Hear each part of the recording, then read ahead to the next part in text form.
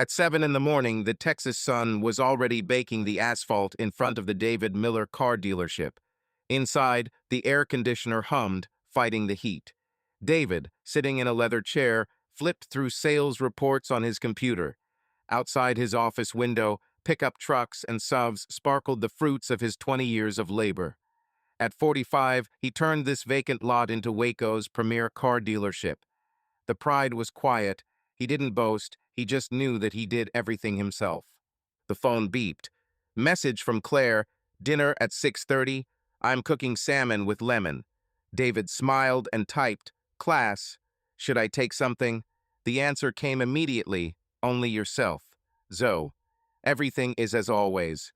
Comfortable as the creaking sound of their porch swing. David didn't think about love often. After 22 years of marriage to Claire and two grown children, Jake and Emily, now living their own lives in college, love has become a habit. This is her mug on the table. The handle is turned as it suits him. This is her voice. Don't heat the house. That was enough. Meanwhile, Claire stood in front of a class at McLennan Community College, dissecting The Great Gatsby for the students, half of whom were nodding off. At 42, she still caught the eye. Blonde hair in a neat bun, green eyes as sharp as a blade. Formal trousers, a silk blouse, the ideal teacher. But inside she was sad. Not by adventure, but by the version of myself that once dreamed of more. What was Daisy to Gatsby? She asked, looking around the class. Love? Or an idea? Silence. Someone was scribbling in a notebook. Claire sighed. She loved literature, but these students, they didn't see how words could tear the heart apart. David and Claire met in Austin in 1998 at a party with a mutual friend. He was 23, just starting work at his father's car dealership, ambitious, but awkward at conversation. She was a 20-year-old student at the University of Texas who studied literature and radiated energy. Her laughter rang through the room like jingle bells, and her eyes sparkled when she argued about Kerouac or Faulkner. David noticed her immediately. She stood at the punch table, wearing jeans and a white t-shirt, telling someone why on the road was more about self-discovery than wandering. He plucked up his courage, walked up and said something corny like, "Do you really think Kerouac is that cool?" Claire narrowed her eyes, as if deciding whether he was worth her time, and then laughed. They talked until midnight, when the host of the party began to kick out the guests. Their first date was at a place that served the best tacos in town.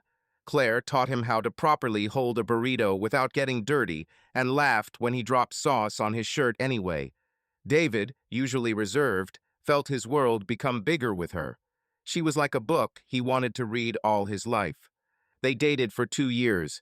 Claire was finishing university. David was saving for his first car dealership. He proposed in 2000 at Sunset, near Lake Travis. No show-off, just a white gold ring, bought with all his savings and the words, "I want us to always be together." Claire, who rarely cried, then burst into tears and said yes. The wedding took place in June 2001 in a small church in Waco. Claire insisted on simplicity, a white dress without pretentiousness, wild flowers in a bouquet, about 100 guests, family and friends. David, in a dark blue suit, looked like he stepped off the cover of a magazine, although he was nervous that he would forget his vows. When he said, "I promise to be your home, no matter where it takes us," Claire squeezed his hand so tightly that he felt it even through his gloves. The reception was held in Claire's parents' garden. Tables were set outdoors, lights twinkled in the branches, and a local band played country music. They danced to Lone Star's "Amazed," and Claire whispered in his ear, "You're my best decision." David then thought that this was happiness. By 6 p.m., David had parked the pickup in front of their 2-story home with a white picket fence and a Texas flag over the porch. The American dream in the flesh. He walked in, pulled off his shoes, and smelled salmon and lemon. Claire was humming something from an old Taylor Swift album in the kitchen. "I'm home," he shouted, hanging up the keys. Just in time, Claire appeared with a glass of wine and smiled. Her eyes sparkled like they did in those days in Austin, but David didn't notice the little things.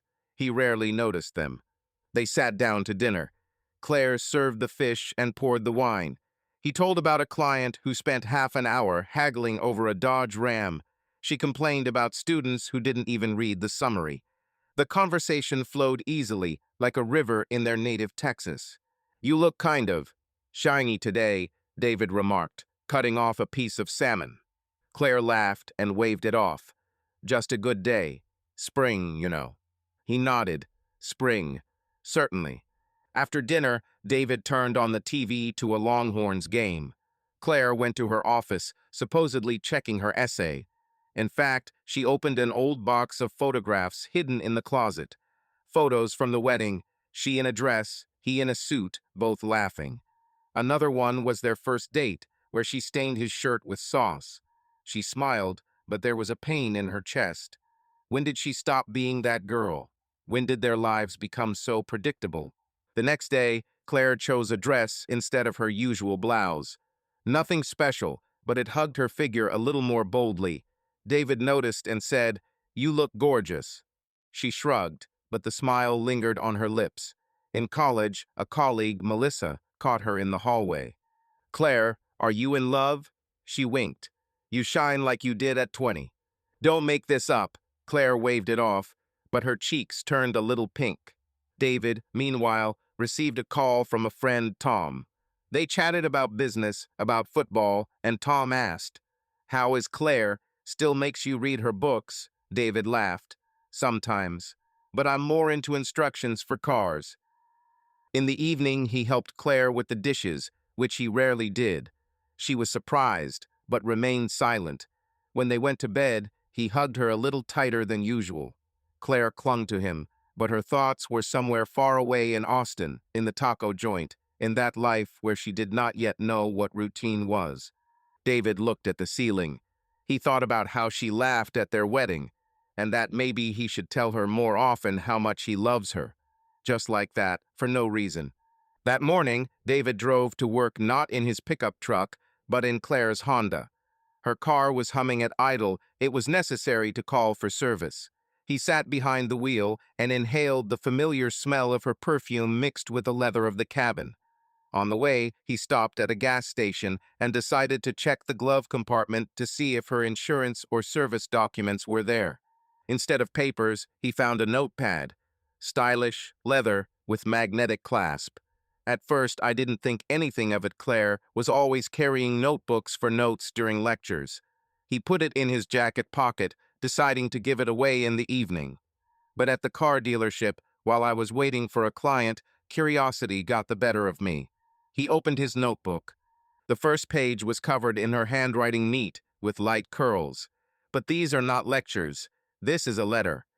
Ethan," it began, "I imagine your hands on my skin, how you whisper my name in the dark." Then lines full of passion, desire, fantasies. Erotic, but not just.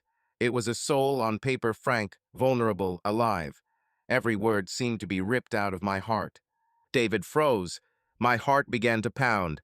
He turned the page. Another letter. "Ethan, I want to get lost in you, forget who I am, where I am." And more. Each one is deeper, more intimate. Not addressed to him. Ethan. Who the hell is Ethan? He closed the notebook as if he had been burned. Something heavy and hot grew in my chest. Shock. No pain, not yet. Just disbelief. Did Claire, his Claire, write this? For someone else? It didn't feel like a joke or a rough draft of a story. It was too personal. Too real. He put the notebook in the desk drawer and locked it. Scandal? No. David is not the type to yell and break dishes. He is used to keeping everything under control, business, family, himself. But his hands shook when he poured the coffee.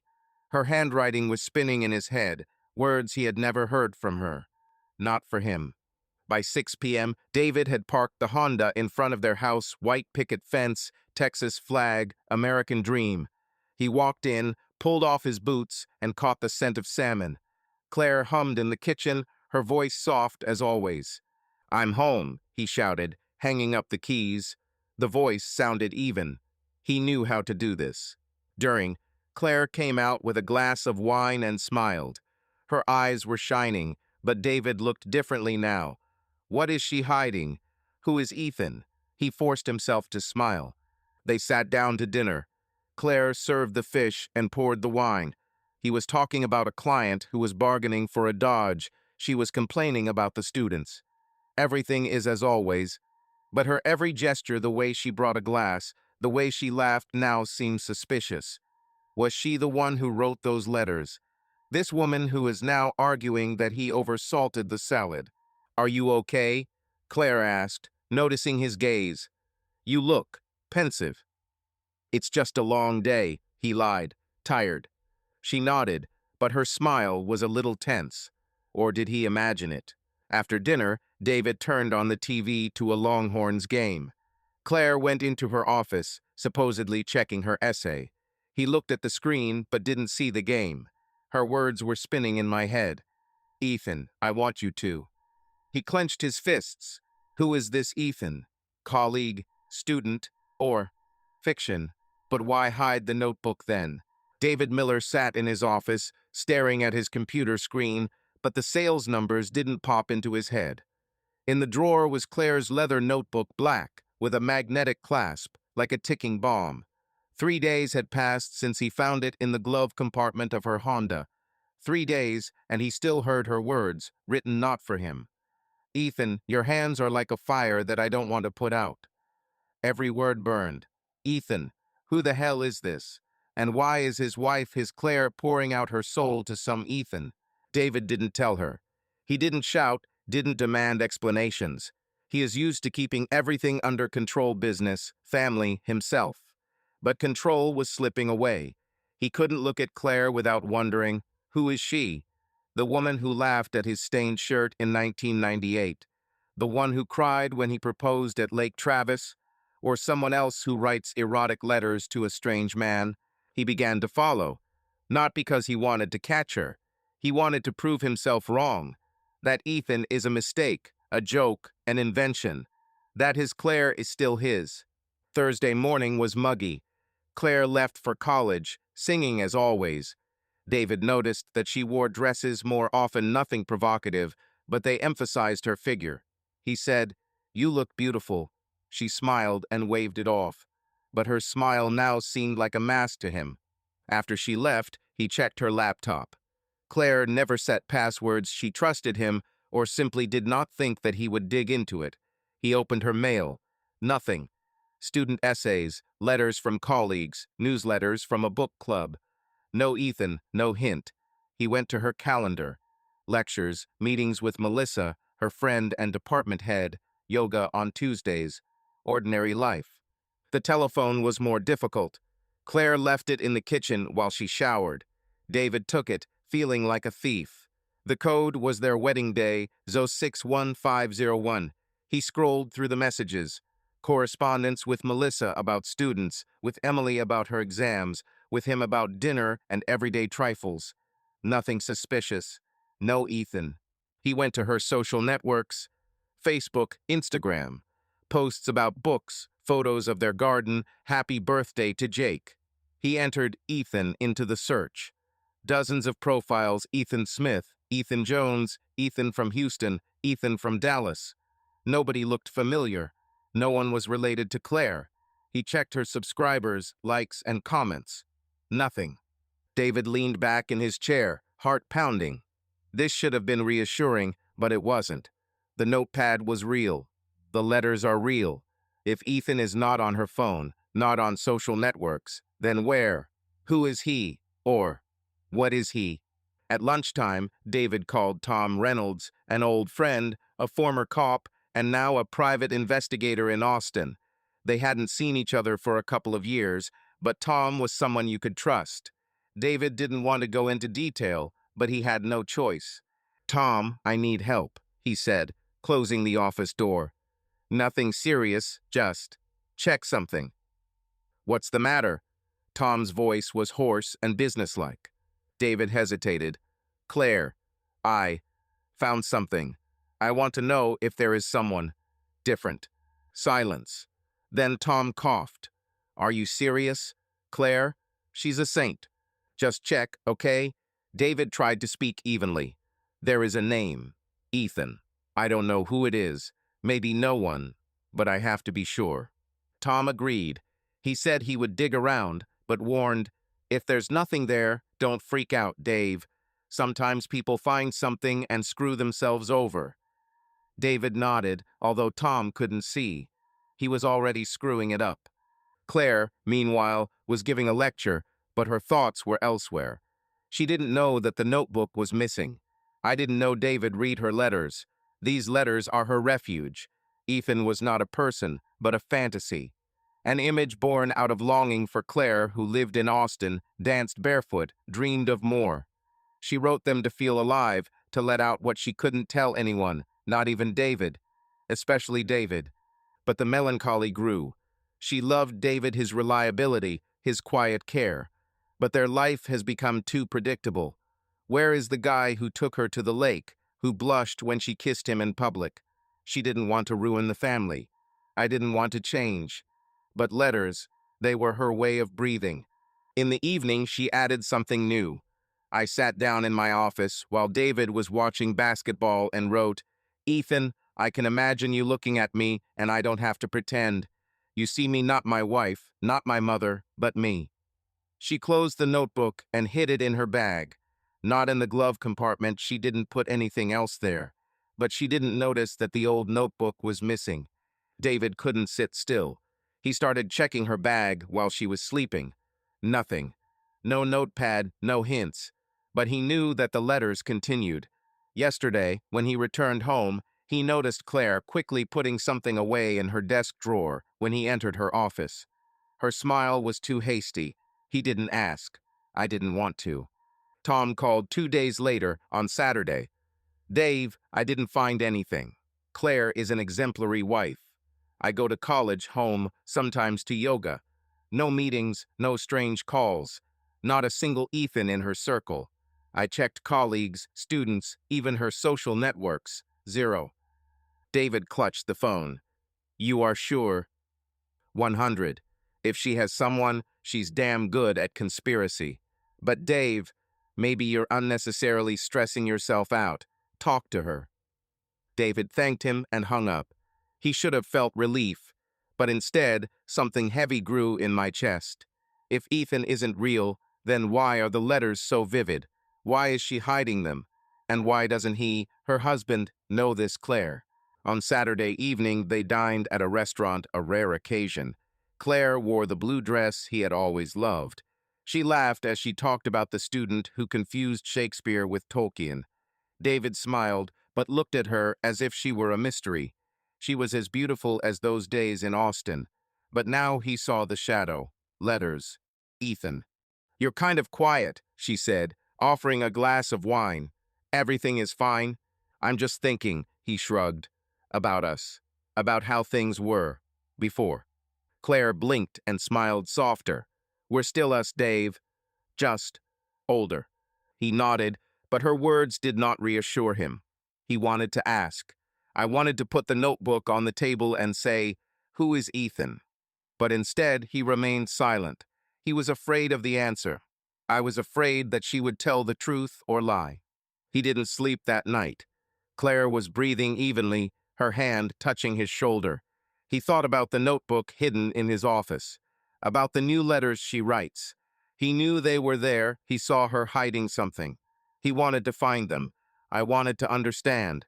But most of all, he wanted to take them back to the day when she said yes, when they danced under the stars, when he was sure he knew her.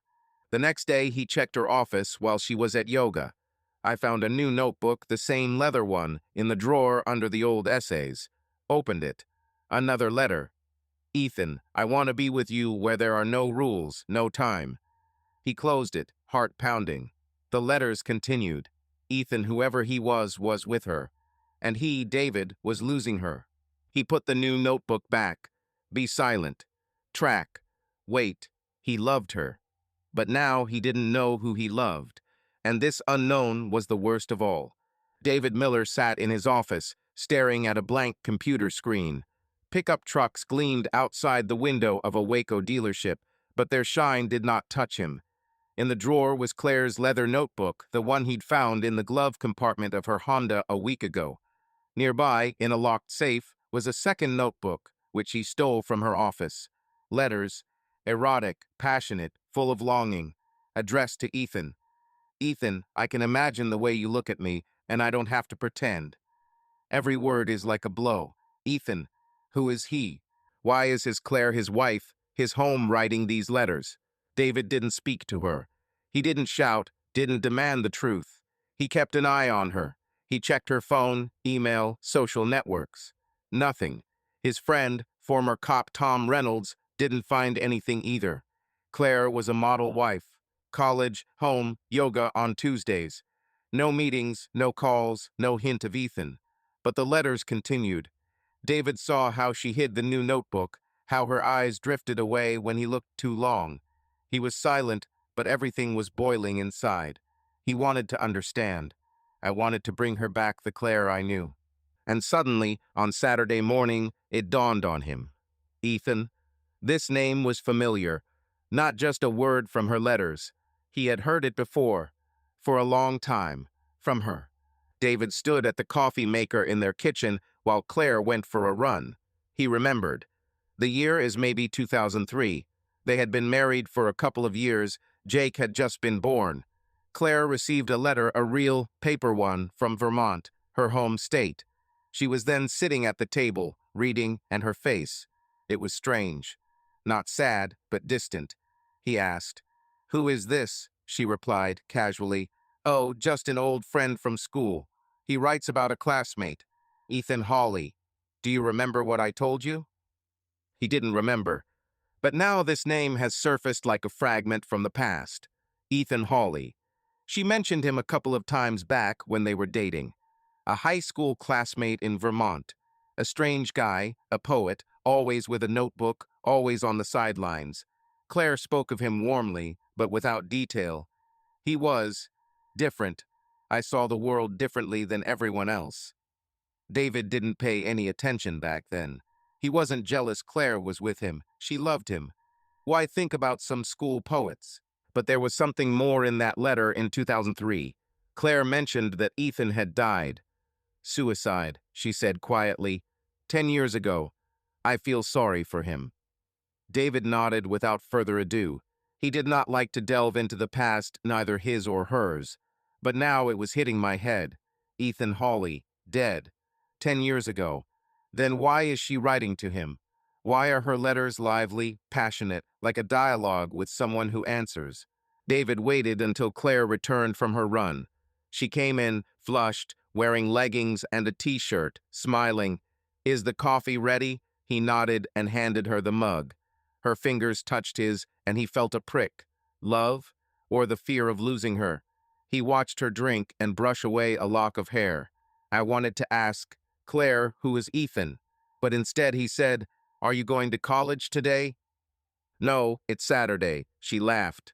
"I'll check the essay at home." "And you?" "To the salon. We need to close a couple of deals." She nodded, and he left. But in the car, on the road, he could not think about deals. Ethan Hawley, dead. Then what are these letters? Fantasy. But why? And why are they so real? It's like she's waiting for an answer. At the car dealership, he took out his first notebook, opened it at random. "Ethan, you know me better than I know myself. I want to be with you where there is no time, no rules." He slammed it shut. My heart was pounding. This is not just a fantasy. This is a dialogue. She writes as if he is reading, as if he were part of her world. He called Tom. "Tom, one more request. Check out Ethan Hawley. From Vermont. Was Claire's classmate. He died, like, 10 years ago. Suicide." Tom chuckled. "Dave, are you serious? Dead guy? What are you looking for?" "Just check," David snapped. "Find everything you can." Tom promised to dig. David leaned back in his chair. If Ethan is dead, what are these letters? Claire isn't crazy. She is his Claire. Smart, reserved, with a sharp look. But these letters, they were like a scream. It's like she's talking to someone who can hear her. Claire sat in her office at home, grading her essay. But her thoughts were elsewhere. She didn't know that David had found her notebooks.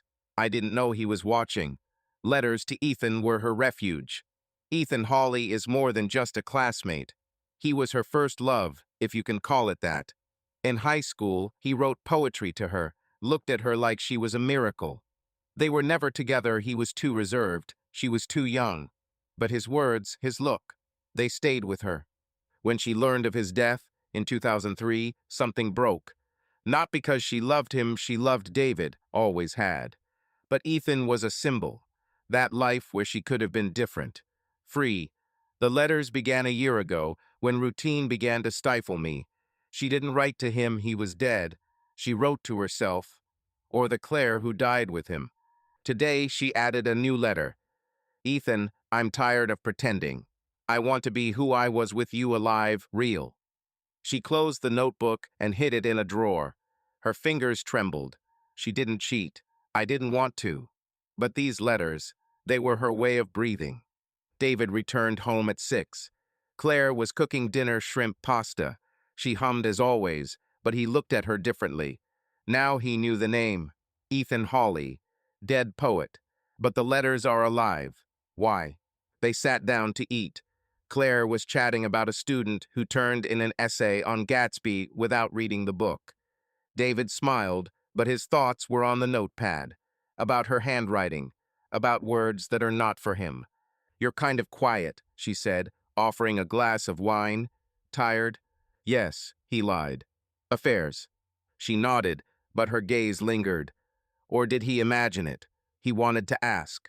I wanted to lay it all out, the notebooks, Ethan, her lies. But I was afraid. I was afraid that she would tell the truth. Or that the truth will be worse. Tom called on Monday. Found your Ethan Hawley. Born in Vermont, 1976. Went to school with Claire. Poet, published poems in local magazines. Died in 2003, suicide. Overdose, no contact with Claire after school. She received a letter from his sister, that's all. Dave, he's dead. What are you looking for? David clutched the phone. Thank you, Tom. He hung up. Dead. Then why? Why does she write to him as if he were alive? Why are her letters like a conversation? He took out a second notebook. New letter. Ethan, you always knew what I wanted. I imagine how you answer, and it saves me. He slammed it shut. This is not fantasy. Is this obsession? Or something more? Claire isn't crazy. But these letters, they were like a bridge. Where? To the dead poet, or to the Claire he lost. At night he lay awake. Claire was sleeping next to her, her Pringles. Her hand touched his shoulder. He looked at the ceiling, thinking about her. About Claire who danced with him to Amazed in 2001. About the one that promised to be his home. He loved her. But now he didn't know who she was. Writes to the dead. Talk to him. And he, David, loses her not to a lover, but to a ghost. He decided to follow further. Search for answers. Not for the sake of the truth, but for the sake of it. He wanted to bring them back to the lake, to her, yes. But the notebooks were in his safe, and each new letter was like a step into the abyss. He didn't know how to stop her. Or is it worth it? David Miller stood at the window of his office in the car dealership, looking at the rows of pickup trucks, but not seeing them. Waco was buried in the October heat, but inside it was cold.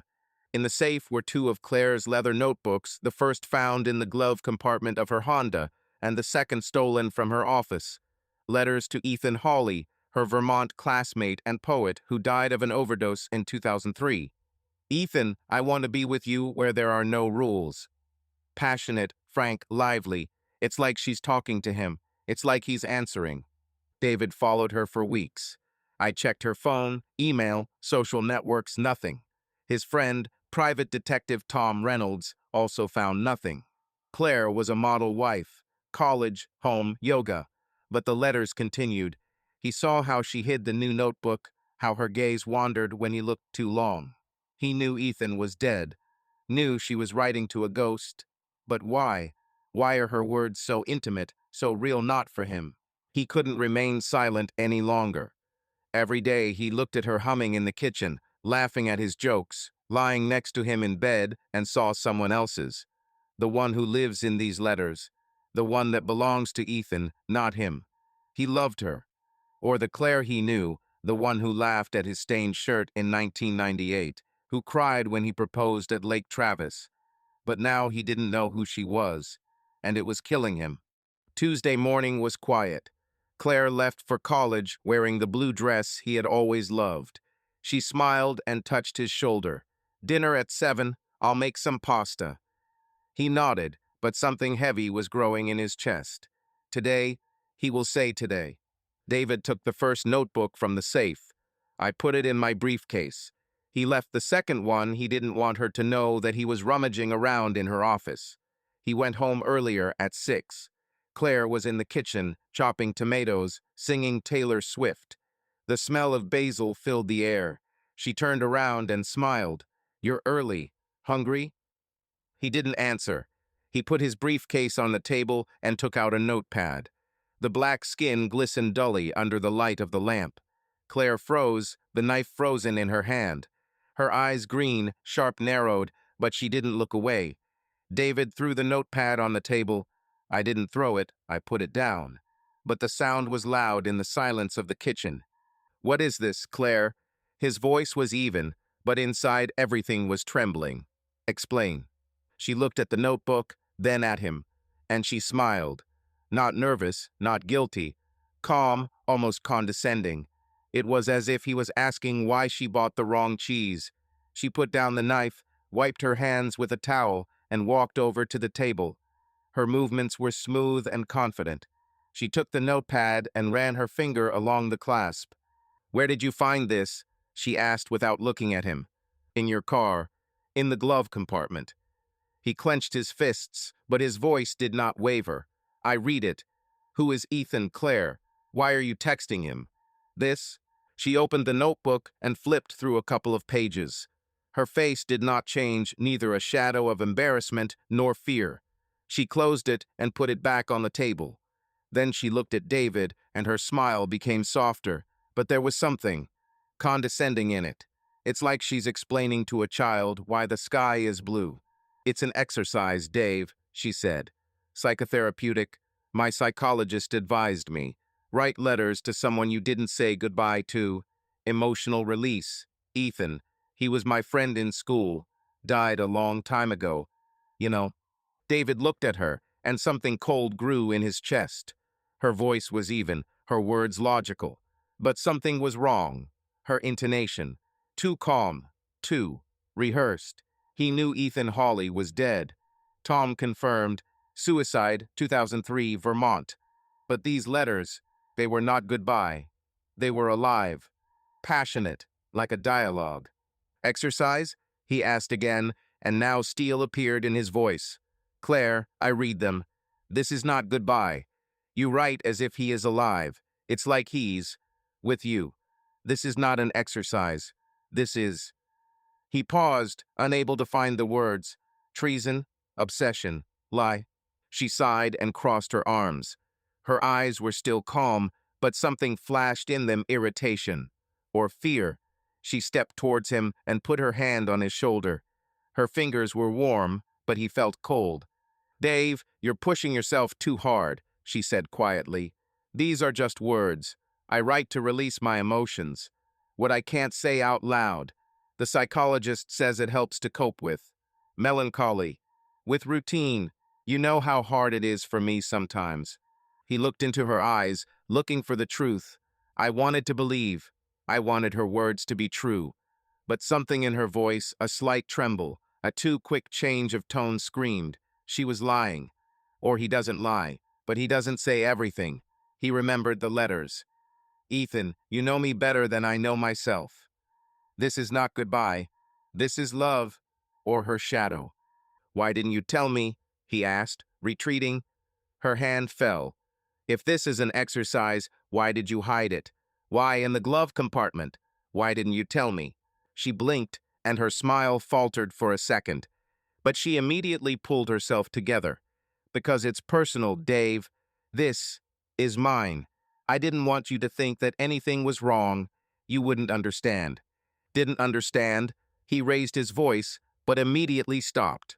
"Claire, I'm your husband, 22 years old, and you write this to some dead poet. and you say that this is normal." She turned away, walked over to the sink, and picked up the glass of wine she had been drinking while she cooked. She took a sip. Her movements were slow, almost theatrical. "It's normal," she said without looking at him. "This is my way of coping. I'm not cheating. I don't run after someone. I'm writing. This is all." David looked at her, and something new grew in his chest. Not anger at past. Not pain, it was deeper. Mistrust. He knew her. He knew how she wrinkled her nose when she lied about not eating his chips. Knew how her voice got higher when she was nervous. And now, she wasn't telling the whole truth. He felt it. "Okay," he said finally. "If this is an exercise, show me the rest." She froze, the glass hovering at her lips. "What? You said it was therapy. Show me other letters. Second notebook. I know you have it." Her eyes widened for a split second, but he noticed. She put down her glass and turned to him. "Have you been going through my things?" Her voice became colder. "David, this is too much." "Too much?" He stepped towards her. "I found the letters, Claire." "Letters, where are you?" He faltered, unable to repeat her words. "You're writing them to a dead guy. And now you say that this is normal? Show me the rest. If this is true, you have nothing to hide." She was silent. A second, too. Then she laughed shortly, sharply. "You don't trust me. After everything. 22 years old, and you think What? "I don't know what to think," he said quietly. "So show me." She shook her head, her smile turning bitter. "No, Dave. This is mine, and if you can't trust me, that's your problem, not mine." She left the kitchen, leaving him with the notepad on the table. He heard her office door slam. He didn't follow her, didn't shout. They just stood there, looking at the notepad, and felt their lives, their comfortable, predictable lives, fall apart. Claire sat in her office, clutching a new notebook. Her fingers trembled. She didn't expect this. I didn't expect him to find it. I didn't expect what it would throw at her in the face. She told the truth, almost. The psychologist she saw a year ago actually advised writing letters. "Get out what you're holding in," she said. Ethan Hawley, her first love, her lost friend, became the recipient. But the letters, they became something more. Not goodbye, not therapy. They were her escape. Her way of bringing back Claire, who died somewhere between motherhood, lectures, and routine. She didn't cheat. I didn't want to. But Ethan, his image, his poetry, his look was alive in her head. She wrote to him as if he were alive, because that's how she felt alive. And now David knew. Not all, but too much. She could show him the second notebook. I could say that this was all a fantasy, but he won't believe it. She saw it in his eyes. Mistrust. And that scared her more than his anger. She opened her notebook and wanted to write. Ethan, he knows. He doesn't understand. But the pen froze. For the first time, she could not write. For the first time, Ethan seemed distant, dead. And David is too close. David didn't sleep that night. He was lying in the guest room. Claire did not leave the office, and he did not go to her. He thought about her words. Psychotherapeutic exercise. Logical, but her intonation is too calm, too rehearsed. And her refusal to show the second notebook. If this is true, why is she hiding it? Why didn't you open up to him, your husband? He remembered their wedding. June 2001, church in Waco. Her simple dress, wild flowers, her hand squeezing it. "I promise to be your home," he said. She whispered, "You are my best solution." Where is Claire? And who is this woman who lies to him, looking into his eyes? He decided to dig further. Not for the sake of the truth, but for the sake of it. He wanted to understand. I wanted to bring them back to the lake, to her, yes, to their dance under the stars. But her words, "This is your problem, not mine," rang in my head. And he knew, this is just the beginning. Their game silent, dangerous continued. David Miller was awake. I lay in the guest room of their Waco home, staring at the ceiling. The October night was muggy, but the cold in his chest was stronger. In the car dealership safe were two of Claire's leather notebooks, letters to Ethan Hawley, her classmate, a poet who died in 2003 from an overdose. Ethan, I want to be with you where there are no rules. Passionate, lively, like a dialogue. But Ethan was dead. And Claire, his wife, wrote to him as if he were nearby. He followed her for weeks.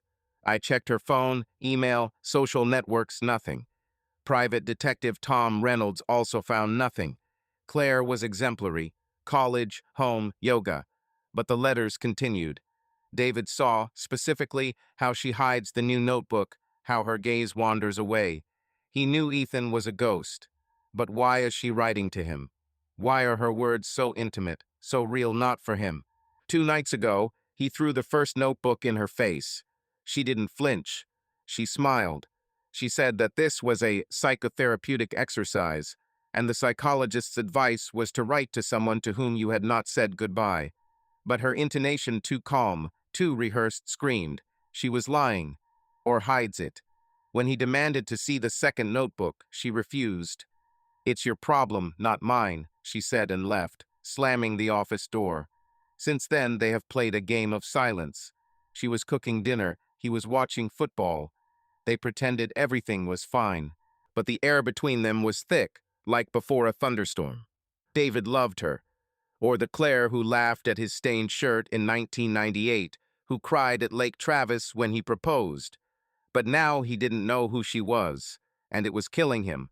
That night, at about 2 o'clock, he heard a rustling sound, quiet but obvious. Living room. He froze, listening. Steps. Lungs, hers. Then the voice. Soft, almost a whisper. Claire, she spoke. But with whom? They were alone. Jake and Emily, their adult children, were living in college. Nobody came. He stood up, barefoot, and silently went down the stairs. The door to the living room was slightly open.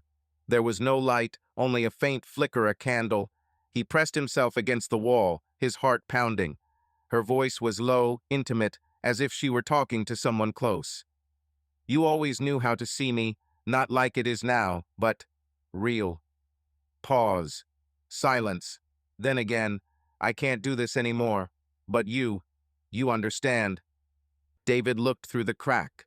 Claire was sitting on the couch, alone. In front of her was a glass of wine and a lit candle, its flame trembling. The table was set for dinner for two. The second glass, empty, was opposite her. She stared into space, her lips moving. She whispered, smiled, as if someone was answering. "It's like someone is there." He didn't come in, didn't shout. He just watched until the cold overwhelmed him completely. It wasn't a dream. It wasn't a game.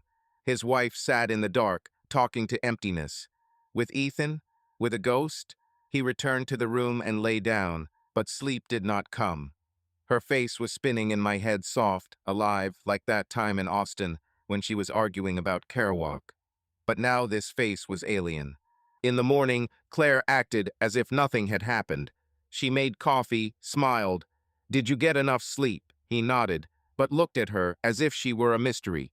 She put on a dress not blue, but burgundy, emphasizing her figure. "Lectures until 3, then yoga," she said, taking her bag. He said nothing. After she left, he checked the living room. The glasses are washed, the candle is put away. No traces, but he knew what he saw. David couldn't wait any longer. He went to a car dealership, but instead of working, he called a friend who worked on security systems. "I need a camera, small, unnoticeable, for the home." The guy didn't ask questions. David was a client. By evening, he had a camera, tiny, recording to the cloud. He installed it in the living room, hiding it in a bookcase opposite the sofa. I felt like a traitor, but there was no choice. He should know. Claire was giving a lecture at the college, but her thoughts were at home. She knew David didn't believe it. I saw it in his eyes, cold, distant. She wanted to explain, but how? Say, "I'm texting Ethan because otherwise I'll choke. He won't understand. Nobody will understand." Ethan Hawley, her first love, was more than just a friend. In high school, he saw her not a schoolgirl, not a suburban daughter, but who she could be. His poems, his look, they stayed with her. When he died, she didn't lose him. She lost herself. The letters were her way of getting Claire back. And now she whispered to him at night. Not because he's alive, because she wanted to live. She didn't know about the camera. I didn't know that David saw her in the living room, but I felt his gaze heavy as stone. She was afraid, but could not stop. Ethan was her refuge, her salvation from routine, from lectures, from life, which has become a cage. In the evening, they dined in silence. Claire made the pasta, and he opened the wine. She talked about a student who called Gatsby some rich guy. He nodded but didn't smile. His eyes followed her, not with love, but with questioning. She pretended not to notice. After dinner, he turned on the TV basketball. She went into the office and opened her notebook. She wrote, "Ethan, he looks at me like I'm a stranger. I don't know how to stop it." Closed it. I hid it. But it was harder to write. Ethan was silent. At night, around midnight, David heard footsteps again. Living room, he didn't go. He lay down, looking at the phone. The camera was transmitting video in real time. Claire was sitting on the sofa, wearing silk pajamas. In front of her is a glass of wine, a candle, and a second glass empty. She whispered, her lips moving softly, as if in conversation. "You would understand. You always understood. I don't want to be that Claire. I want to be yours." She smiled, her eyes sparkling in the candlelight. She extended her hand as if touching someone. But there was no one there. David looked, and his heart sank. This was not an exercise, not therapy. His wife sat in the dark, as if on a date, and talked to emptiness. With Ethan, he turned off the video, but the image remained. Glass. Candle. Her smile is not for him. The morning was gray. Claire made coffee, humming.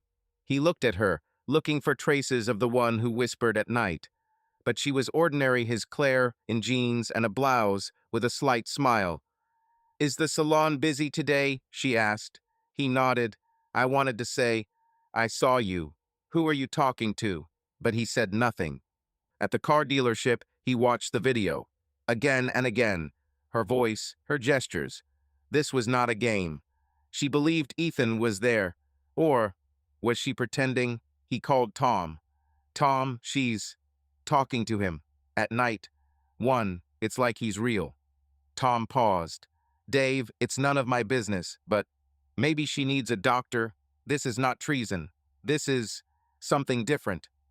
David hung up. "Doctor? Claire isn't crazy. She is his Claire. But who is this woman in the video?"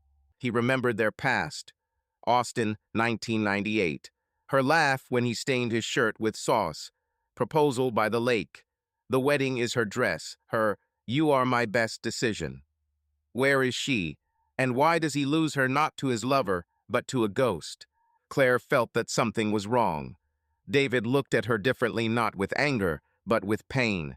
She wanted to stop. Give up letters, stop whispering at night. But she couldn't. Ethan was her anchor. Without him, she was afraid of drowning. She didn't know about the camera. I didn't know what he was seeing.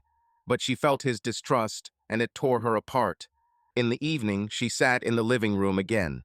Candle, wine, empty glass opposite. She whispered, "Ethan, he doesn't understand. But you know." She closed her eyes, imagining him. Not dead. Alive. The one who saw the real her. She didn't notice the camera, didn't hear David watching the video in his room, clutching his phone. David didn't know what to do. Say, show video, or remain silent. He loved her. I wanted to save. But how to save a ghost? He thought about the past their dance to Amazed, her hand in his. He wanted it back. But her whisper, her candle, her empty glass said she was already far away, and he didn't know how to get her back. Their game continued. She whispered all night long. He watched, was silent, and waited. But every whisper, every glance into the void was a step into the abyss. And he knew soon everything would collapse. David Miller sat in his pickup truck speeding down I-89 in Vermont. The October wind whipped the windows, and the landscape outside the window hills strewn with gold and crimson seemed alien. Waco, his car dealership, his and Claire's house, everything remained in Texas, 1,000 miles away. Claire's first notebook lay in the glove compartment, its black skin seeming to have absorbed her secret. Letters to Ethan Hawley, a poet who died of an overdose in 2003, her classmate from Vermont. Ethan, I want to be with you where there are no rules. Passionate, lively, like a dialogue. But Ethan was dead, and Claire, his wife, whispered to him at night, like a lover. David followed her for months. I checked her phone, email, social networks, nothing. Private Detective Tom Reynolds also found nothing. Claire was exemplary. College, home, yoga. But the letters continued. He saw how she hid the new notebook, how her gaze wandered away. A week ago, he caught her in the living room, a candle, a glass of wine, an empty glass opposite, a whisper into the void. A camera hidden in the closet recorded everything. She talked to Ethan as if he were sitting next to her. You always knew how to see me. Her smile, her gestures like on a date. David watched the video over and over again, and each time his heart sank. It was not therapy, as she claimed. It was something more. He threw a ditty notepad in her face, demanding the truth. She smiled and called it a psychotherapeutic exercise, letters to someone she hadn't said goodbye to. But her intonation, too calm, rehearsed, screamed she was lying. She refused to show the second notebook.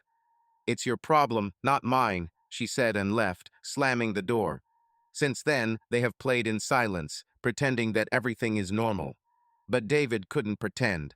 He loved her, or the Claire who had laughed at his stained shirt in 1998, who had cried at Lake Travis when he proposed. But now he didn't know who she was, and it was killing him.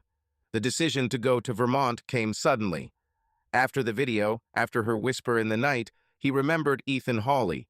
She mentioned him a long time ago, in 2003, when she received a letter about his death. Suicide, she said quietly. Tom confirmed. Overdose, Vermont, 2003. But Claire's letters were alive, like dialogue. Why is she writing to the dead? Why does she whisper to him as if he were alive? David had to find out. Not for the sake of the truth, but for the sake of it. He wanted to take them back to their wedding, to her, "You are my best decision." He took a leave of absence from the dealership, told Claire he was going to a supplier in Dallas. She nodded without making eye contact. Be careful, she said, her voice empty. He left without saying goodbye. Now in Vermont, he was heading to Burlington, where Ethan had attended high school with Claire. If there are answers, they are there.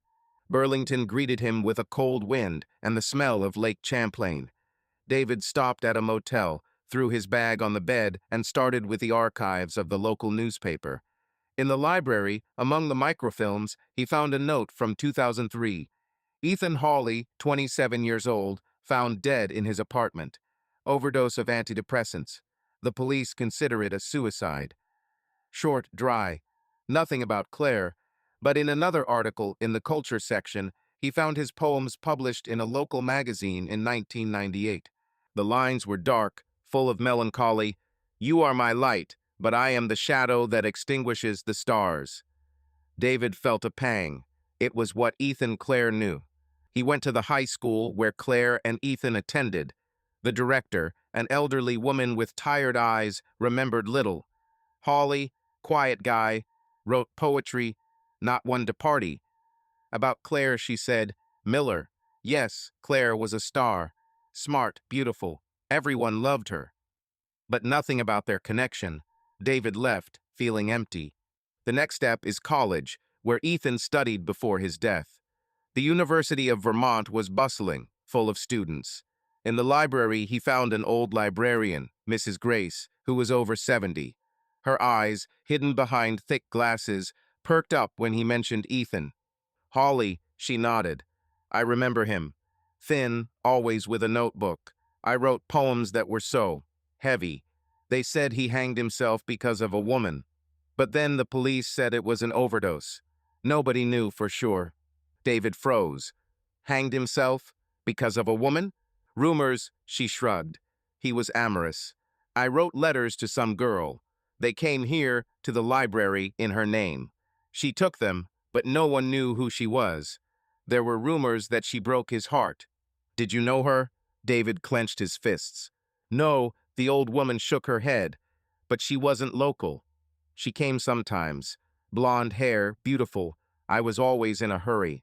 Claire, blonde hair. Not local, she moved to Texas in 1999, but could come. David felt his blood run cold. These letters. Have they survived? No, Mrs. Grace sighed. Ethan kept a diary. They say everything was there. But after his death, he was taken away. Maybe the police, maybe the family. Nobody saw. David nodded, but his mind was racing. Claire was texting Ethan, secretly, until his death. Why didn't she ever talk? And why now write to him as if he were alive? He drove to Ethan's apartment, now rented to students. The owner, a fat man in a baseball cap, knew nothing. No one died here. What are you talking about? David left, but rumors about the woman persisted. He returned to Mrs. Grace, deciding to dig deeper. There was something else, she said, lowering her voice. After his death, stories circulated about Claire Miller. She supposedly went to see a witch. David blinked. To the witch? Well, not the real one, the old woman chuckled. There was a woman, Madame Laurie, who lived outside the city. I told fortunes and cast love spells. People said Claire went to see her.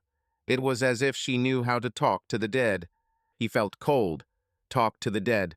Gossip, she waved it off. Claire was a smart girl. I can't believe she got herself into this. But after Ethan died, she came, pale as a ghost. I asked about his things.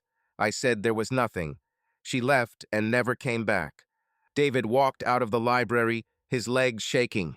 Claire and the witch talked to the dead. It was crazy. But her whispers in the living room, her letters, her gaze into emptiness. Everything came together. She didn't just write. She believed Ethan could hear. He found Madame Laurie's address, an abandoned house in the forest. No one. Neighbors said she died in 2010. But an old woman selling honey on the roadside remembered. Laurie taught the girls how to call the spirits. One was fair-haired and beautiful. I came in 2003 after some guy. I cried. David returned to the motel, sat on the bed, and opened Claire's notebook. I read, Ethan, you know me better than I know myself. I can hear you as I write. You're close. He closed his eyes. Claire corresponded with Ethan until his death. Perhaps she broke his heart. Perhaps he died because of her. And now she's talking to him. Through a witch. Through letters. He remembered their past. Austin, 1998. Her laugh, her eyes. Their wedding is her dress, her, you are my best decision. But she never talked about Ethan. I never mentioned correspondence. And now she whispered to him at night, like to a lover. He saw the video, a candle, a glass, her smile into the void. It wasn't therapy. Was it obsession, magic, or guilt? David went to the police station and asked for Ethan's file. The officer, a young guy, dug up the folder. An overdose of antidepressants. No evidence of a hanging. No dairy. The family took his things, he said. David found Ethan's sister, Emma, in Montpelier. She was cold. Ethan was weak. Love broke him.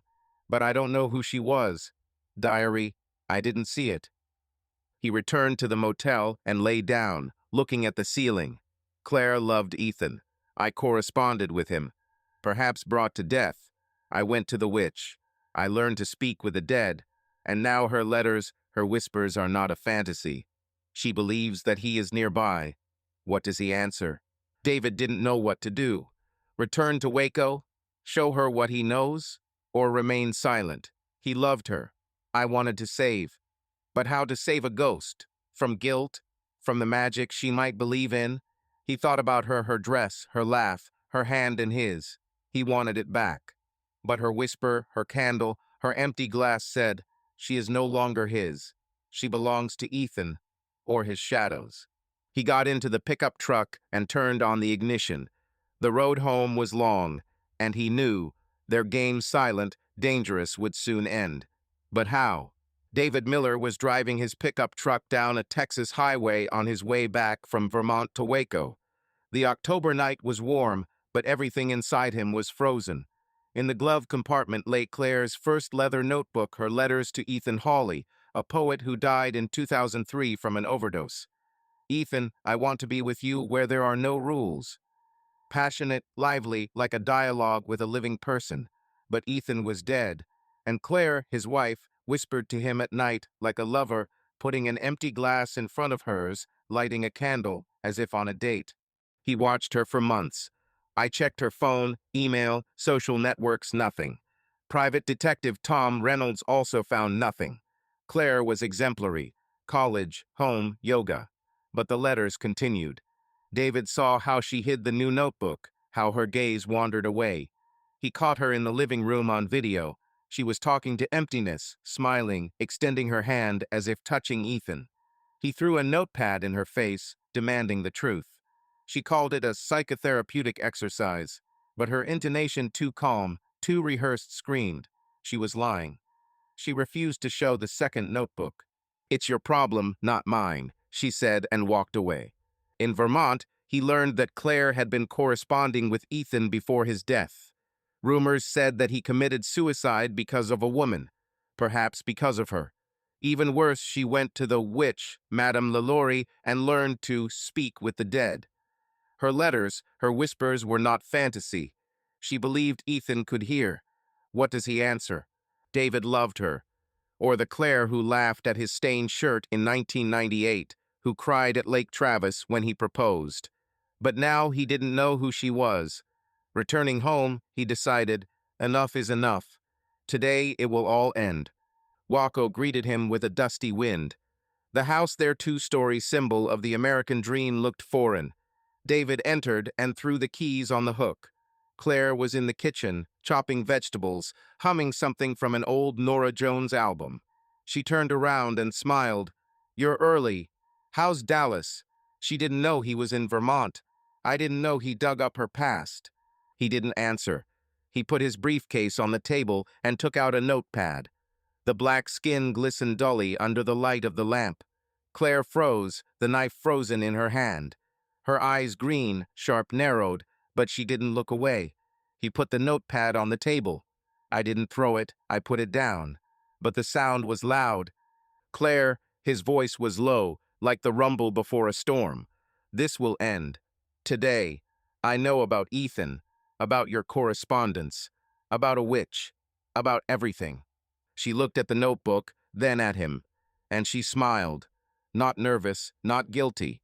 Calmly, almost triumphantly, as if I was waiting for this. She put down the knife, wiped her hands with a towel, and walked over to the table. Her movements were smooth and confident. She took the notepad and ran her finger along the clasp, as if caressing it. "Vermont, right?" she said quietly. Her voice was soft, but there was a ring of steel in it. "You went there, digging into my past. What did you find, Dave? Ghost?" He clenched his fists. "I found the truth. You loved him. I corresponded with him until his death. People say he died because of you. And now you talk to him. You whisper at night. I saw it, Claire. Video. Candle, glass, you with emptiness. This is not therapy. This is madness." She laughed shortly, loudly. Her eyes were shining, but not from tears. From something else. She stepped towards him, her face close, too close. "Madness? No, Dave. This is life. Ethan is alive. Here," she touched her temple, "in my letters, in my feelings. He was always alive. And he is the only one with whom I felt real passion. Not a routine, not comfortable. Passion." David froze. Her words were like a blow. He expected lies, excuses, tears. But not this. Not a confession thrown in the face as a challenge. "Passion," he asked again, and his voice trembled. 22 years, Claire, children, house, me, and you say that he is your passion? Dead poet?" She didn't look away. Her smile became softer, almost pitiful. "You're a good person, Dave. You are my home. But Ethan, he saw me. Not a wife, not a mother, not a teacher. Me, who I was, who I could be. I didn't cheat on you. Not physically. But I won't pretend he's not important. He is a part of me. And this is not treason. This is true." He looked at her, and the world collapsed. His Claire, the one who danced with him to Amazed in 2001, who promised to be his home, stood in front of him and told him that another man, a dead man, meant more to her. He wanted to scream and hit the table with his fist, but instead he said quietly, "Choose. Me or him. If you want us, this will end. Letters. Whisper. All, or I'm leaving." She was silent. A second, too. Then her smile disappeared and something flashed in her eyes, pain. Fear. She turned away, took a glass of wine from the table, and took a sip. "You don't understand," she said, looking out the window. "This is not a choice. Ethan is not human. He's part of me. You can't make me kill a part of myself." "Then I will do it for you," he said, and his voice was as cold as steel. He took the notepad and stepped towards the door. She didn't stop him. She just looked. Her eyes were empty. At night, David stood in the yard of their house, near the old barbecue. "The first notebook is in my hands. He left the second one in the safe. He didn't want her to know he took it." The stars above Waco were shining, but their light seems dim. He opened the notebook and read it again. "Ethan, you know me better than I know myself." His fingers trembled. These were her words, her soul, but not for him. He took out a lighter. Click. The flame licked the corner of the page. The paper was consumed quickly. The fire was devouring her letters, her passion, her Ethan. He watched the pages fold, the words disappear into ash. My chest felt empty. He felt no relief. Didn't feel like victory, only loss. Claire walked out onto the porch. She stood in silk pajamas, her arms crossed, her face motionless. She saw the fire, saw what it was burning. But she didn't scream, didn't run to him. I was just watching. Her eyes were sparkling from tears. From the light of the flame, he didn't know. "It won't change anything," she said quietly. "He's in me, not on paper." David threw the rest of the notebook into the grill. The flame grew brighter. "Then I'm leaving," he said. "I can't live with a ghost." She didn't answer. She simply turned and went into the house. The door slammed like a shot. He didn't leave that night. Slept in the guest room, looking at the ceiling. In the morning, Claire made coffee as usual. She hummed. She smiled. "Did you get enough sleep?" He nodded, but her smile was foreign. They pretended nothing had changed, but everything has changed. David thought about the past. Austin, 1998. Her laugh when he stained his shirt with sauce. Proposal by the lake. The wedding is her dress, her "you are my best decision." Where is she? He burned her letters, but not her Ethan. He didn't know how to live with it. I didn't know how to get her back. Claire sat in her office, clutching her second notebook. She knew he burned the first one. I felt emptiness, but not pain. Ethan was with her in her head, in her heart. She opened her notebook and wrote, "Ethan, he thinks he can kill you. But you are me, and I won't give you up." She closed the notebook and hid it. Her fingers trembled. She loved David, but Ethan was her truth, and she couldn't choose. David dug further. I called Tom and asked him to find Claire's psychologist. Checked out her office while she was at yoga. I found a third notebook, a new one, just started. He read, "Ethan, he burns you, but I can still hear you." He slammed it shut. She didn't stop. He burned her letters, but not her obsession. He was thinking about divorce, about selling a house, about how to tell Jake and Emily. But every time he looked at her singing, cooking pasta, smiling, he saw Claire, the one I loved, and he couldn't leave. Their game continued. She wrote. He was watching. They pretended everything was fine. But the ashes of the first notebook lay in the yard, and every glance, every word was a step towards the end. David knew he couldn't live with Ethan, but he can't do it without her either. And this truth was the hardest of all. Friday morning began with her words. Claire walked into the kitchen where he was drinking coffee, already dressed jeans, a white blouse, her hair pulled back into a messy bun. She looked tired, but her eyes were clear and determined. She put her bag on the floor and looked at him. "Dave, I need to leave," she said quietly. "Rest. My psychologist advised me. She said that I needed time to understand myself." He froze, the mug in his hand trembled. Leave? Where? To Emily. She looked away, looking out the window. She's in Austin at college. I'll stay with her for a couple of weeks. Maybe more. I need space. He looked at her, and something heavy grew in his chest. Emily, their daughter, was in Austin, 2 hours away. But her voice is too smooth, like that time with the notebook. Was she lying or not? He remembered her whispers in the living room, her letters. Space. From him? From their marriage? From Ethan? Is it because of him? He asked, and his voice was hoarse. Because of Ethan. She blinked but didn't smile.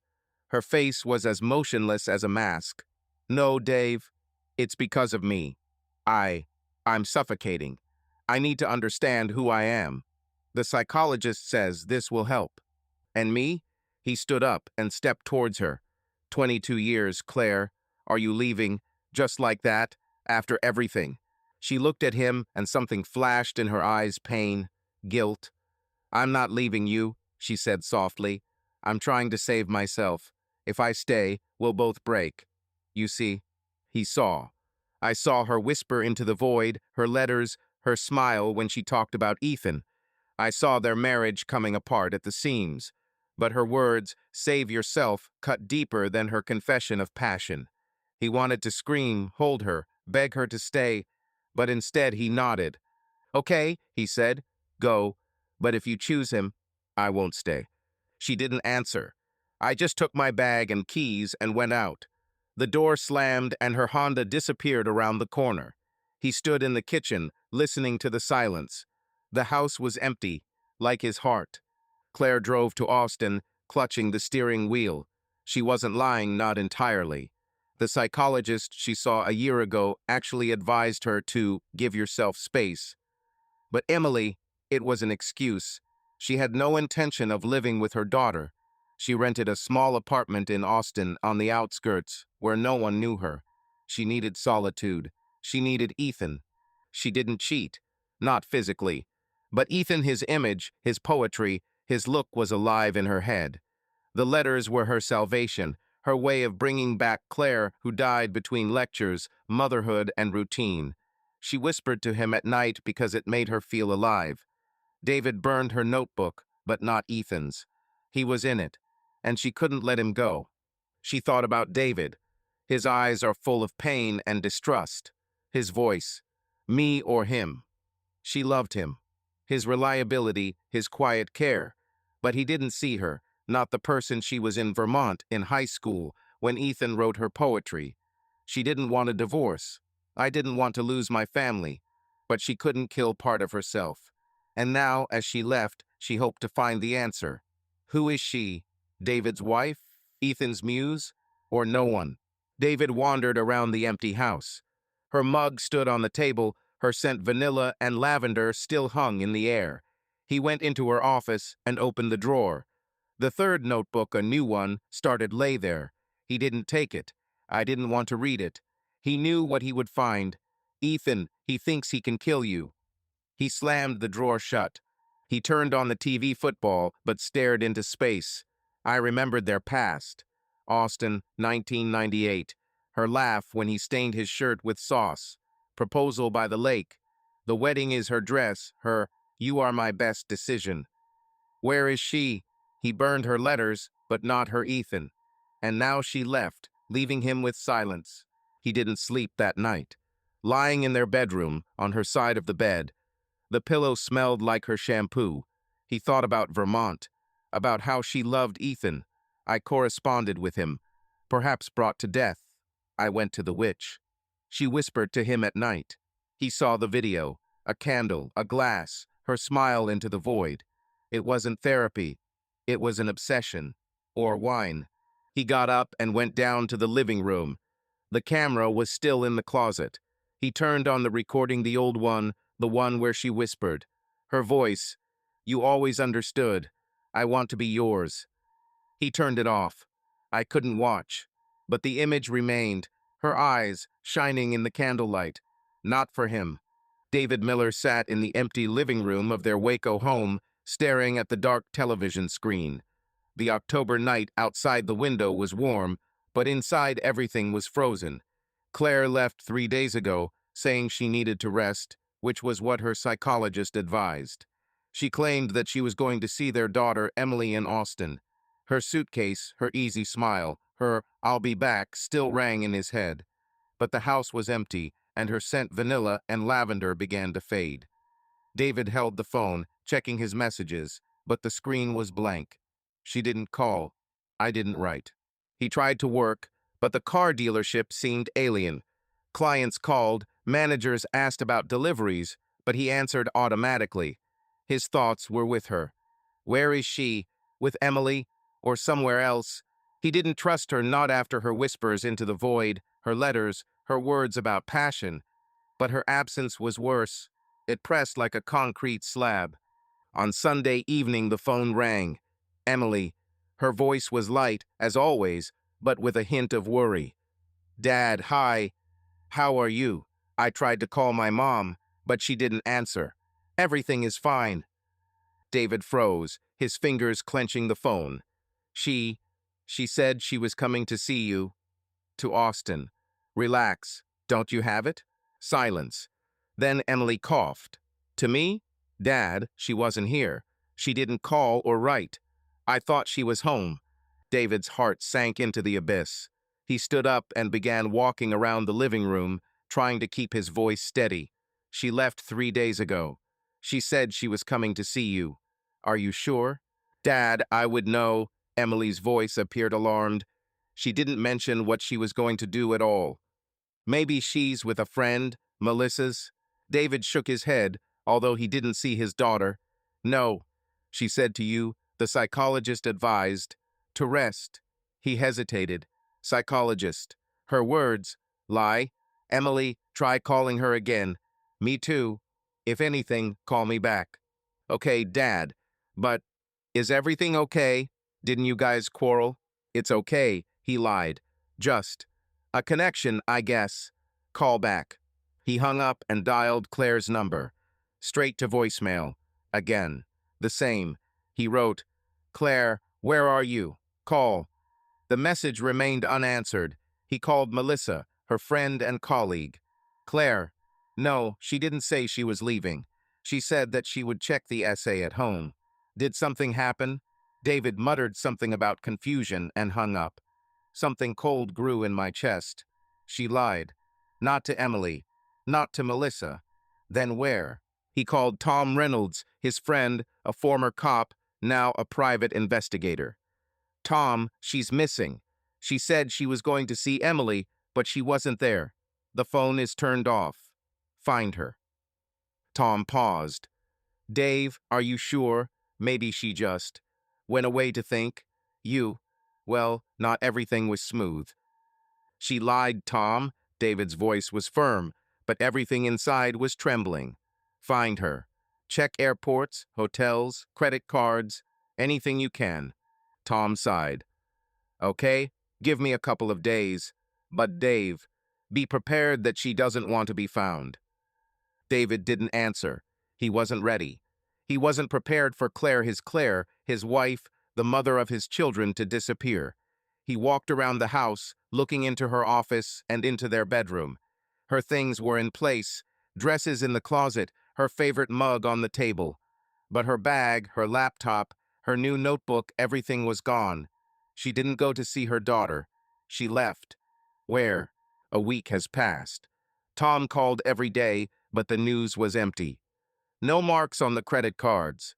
The phone is turned off. Geolocation is not detected. It was not available at airports. In Austin hotels, too. I checked her social media and nothing since she left. David listened, clutching the phone, and felt his hope fading. He called the college Claire had taken a leave of absence, saying it was personal circumstances. Nobody knew where she went. Emily called every day, her voice trembling. Dad, where is she? Why doesn't she answer? David lied. She's probably resting. We'll call soon. But he didn't believe his words. He checked her email. The password had not been changed, but there were no new letters. He called her friends, acquaintances, even her parents in Vermont. Nobody knew anything. He returned to her office and opened the drawer. The new notebook, the third, was empty, with only one line. Ethan, I'm coming to you. His fingers trembled. Ethan, her obsession. Did she go to him, to the dead poet, or to yourself? He slammed the box shut, but the words burned.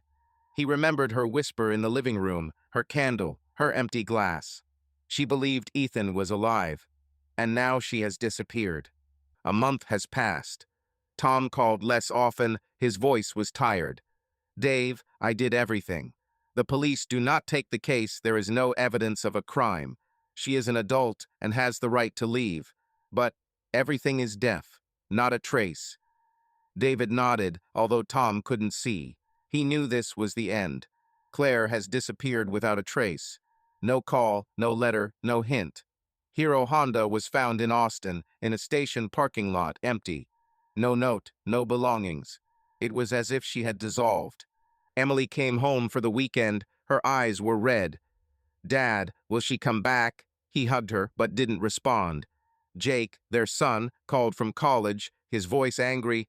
Why didn't you stop her? David was silent. He didn't know how to explain.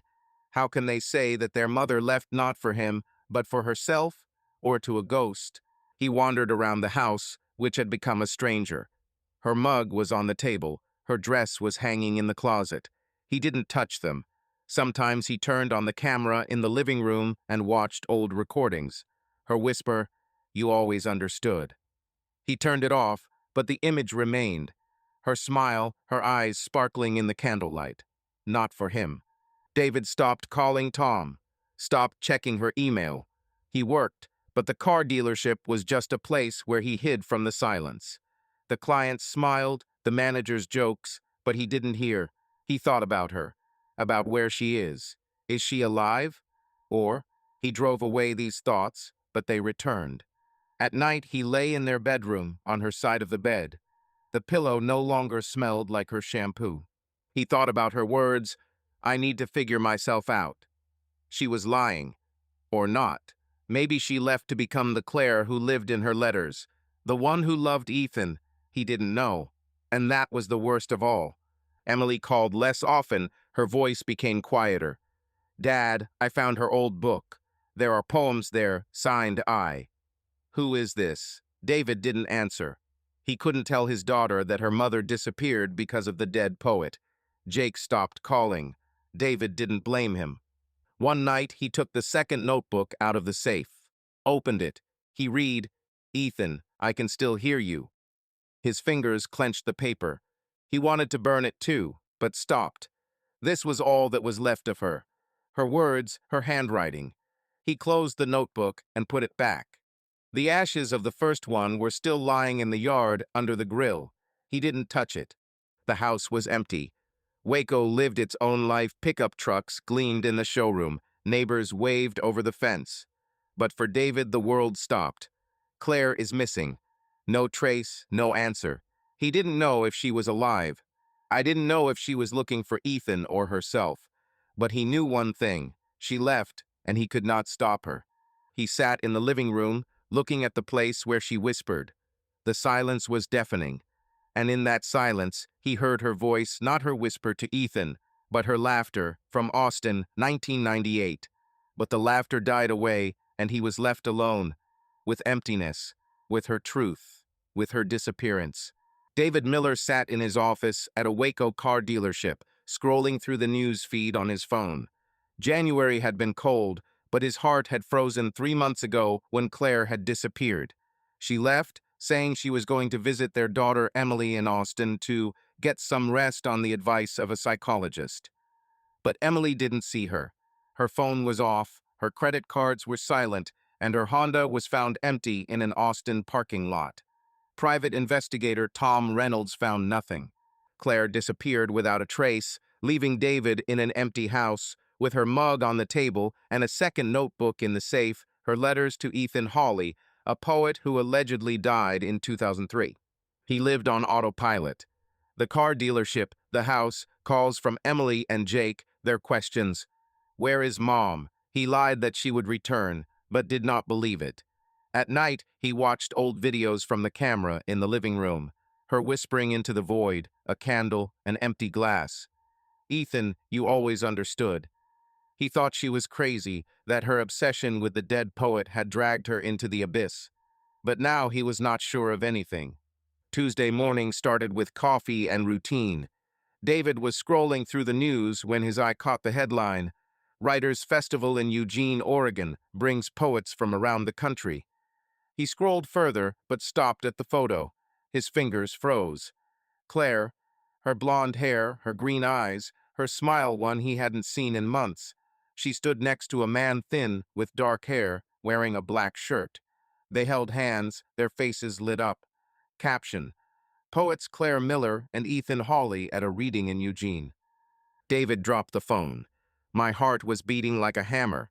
Ethan Hawley, alive, not dead, not a ghost. And Claire is with him, smiling, holding his hand. Everything he knew, her letters, her whispers, her psychotherapeutic exercise, her disappearance was a lie. She staged everything. She didn't go to Emily, not to herself, to him. He enlarged the photo. Ethan looked older than in the old Vermont articles, but it was him, the same sharp cheekbones, the same look in her letters. You know me better than I do. David felt nauseous. She wasn't possessed by a ghost. She was with a living person, and everything her words about passion, her departure, her lies was for his sake. On the same day, a letter arrived. Notice from Oregon attorney. Claire filed for divorce. The documents were dry and businesslike, but one line was cutting. Please, no contact for personal safety reasons. David reread. Personal safety? From him? The husband who had been at her home for 22 years. He squeezed the paper until it crumpled. She didn't just leave. She cut him off like an unnecessary burden. He dialed her number, it was disconnected, just like 3 months ago. I called Emily, Jake, they didn't know anything. Dad, what's going on? Emily's voice trembled. He didn't answer. He couldn't say that their mother was alive, with another man, and wanted a divorce. He called Melissa, her friend. Claire? She didn't call. Dave, is something wrong? He hung up. He called Tom. Tom, she's in Oregon. With Ethan Hawley. He's alive. I found them on the news. Festival in Eugene. Check. Tom gasped. Dave, are you sure? If she's there, it's over. Maybe let me go? But he agreed to dig. David couldn't let go. Not after everything. He must see her. Here, understand. The next day, he bought a ticket to Eugene. He told the car dealership managers that he was leaving on business. Emily and Jake that he is on his way to the supplier. He didn't want to disturb them until he knew the truth. On the plane, he looked at the photo from the article. Claire and Ethan. Their hands. Their smiles. He remembered her words. Ethan is the only one with whom I felt real passion. Then he thought she was talking about a ghost. Now he knew. She was talking about a living person. Eugene greeted him with rain and the smell of pine needles. The festival had already ended, but David found the address of the organizers, a small cafe where the readings were held. The bartender, a young guy with piercings, shrugged. Claire and Ethan? Yes, we were here. We read poetry. We left a couple of days ago. I don't know where. David showed the photo. Is that really them? The guy nodded. She's beautiful. He's a weird but cool poet. Everyone remembered them. David walked around the city. Hotels, hostels, coffee shops. Nobody knew where they were. Tom called. Dave, there are none in Eugene. No traces on credit cards in hotels. They're like ghosts. David clutched the phone. Ghosts. Ironic. He thought Ethan was a dead poet. Now they have both disappeared. He found the address where the readings took place, an old house on the outskirts, turned into a cultural center. The door was locked, the festival was over. But on it, carved into the wood, there was an inscription. Sometimes the dead were only sleeping. David froze. The words cut like a knife. Ethan wasn't dead. He was sleeping somewhere all these years, and Claire found him, or he found her. He knocked, but no one opened. The neighbor, an old man with a dog, said, Nobody lives there, only a festival once a year.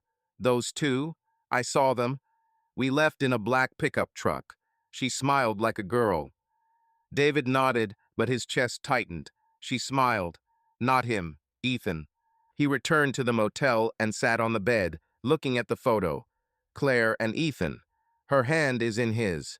Her eyes are alive, just like they were back in Austin in 1998. He wanted to find her, shake her, ask, "Why? 22 years, children, a house, and you chose it." But her lawyer was clear, no contact. Was she afraid of him? Or did you just want a new life? He called Tom. They left. Black pickup truck. Check. Tom replied wearily, "Dave, I'm trying. But they don't want to be found." She filed for divorce. Maybe. Is this her choice? David hung up. Choice. She chose Ethan. Alive, not dead, and he couldn't stop her. David returned to Waco 2 days later. The house was as empty as his heart. Emily called, her voice trembling. "Dad, did you find her?" He lied. "Not yet, but she's fine." He couldn't tell the truth. He couldn't say that their mother was alive with another man and wanted a divorce. Jake didn't call. David felt his anger across the distance. He opened the safe and took out a second notebook. He read, "Ethan, I can still hear you." His fingers clenched the paper.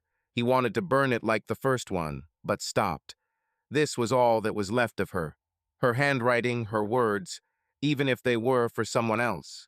He thought about Eugene, about the inscription. Sometimes the dead were only sleeping. Ethan didn't die. Claire is not missing. She left, having staged everything her melancholy, her disappearance. She chose a new life. With Ethan, without him. The car dealership was buzzing, but David was a shadow. The clients smiled, the manager's jokes, but he didn't hear. At night, he sat in the living room, looking at the place where she whispered. The silence was deafening. He thought about her, her smile in the photo, her hand in Ethan's.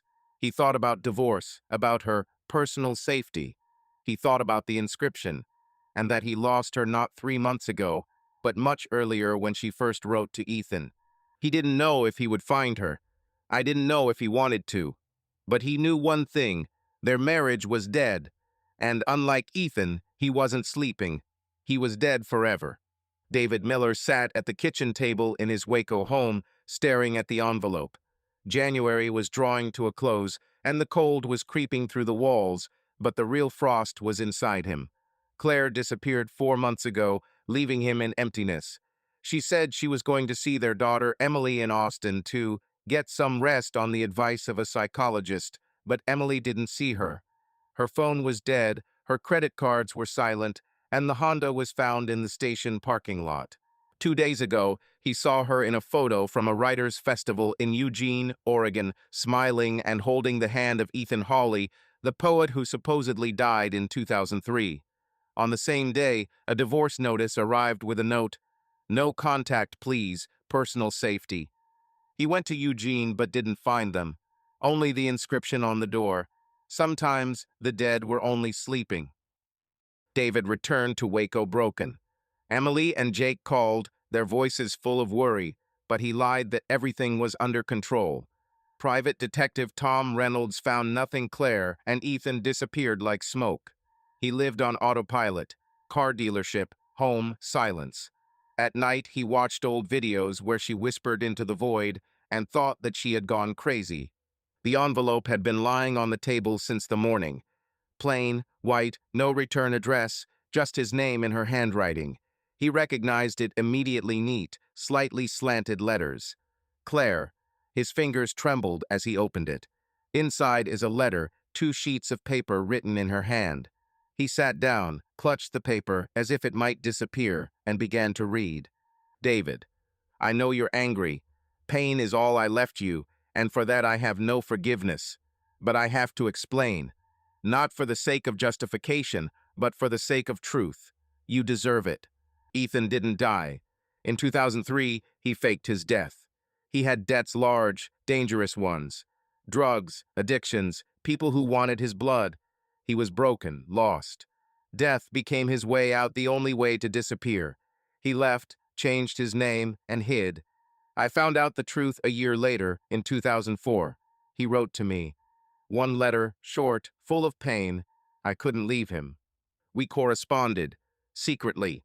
I helped him with money, advice, just words. He fought, received treatment, and wrote poetry.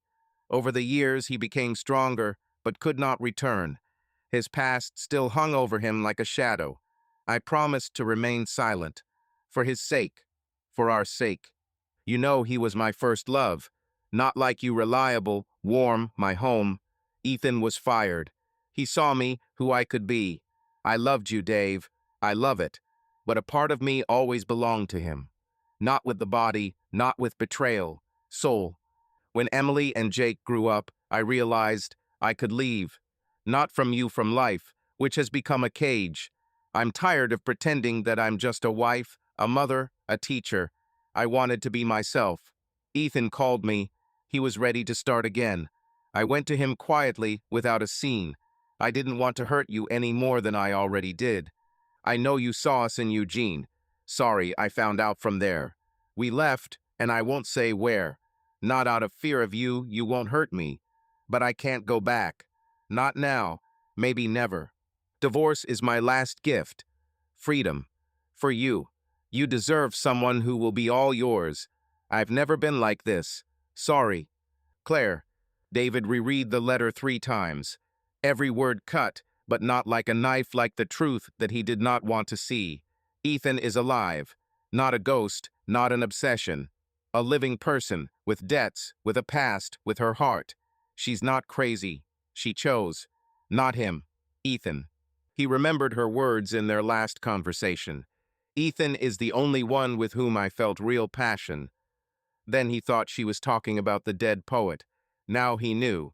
She was talking about a living man whom she saved, loved, waited for. She did not go into the abyss, not to a ghost. She moved on to the life she wanted. He squeezed the letter, but did not tear it. Didn't burn it. He put it on the table, next to her old mug. He didn't cry. Didn't shout. He just sat there, staring into space. His marriage, his Claire, their 22 years, everything was true. And lies.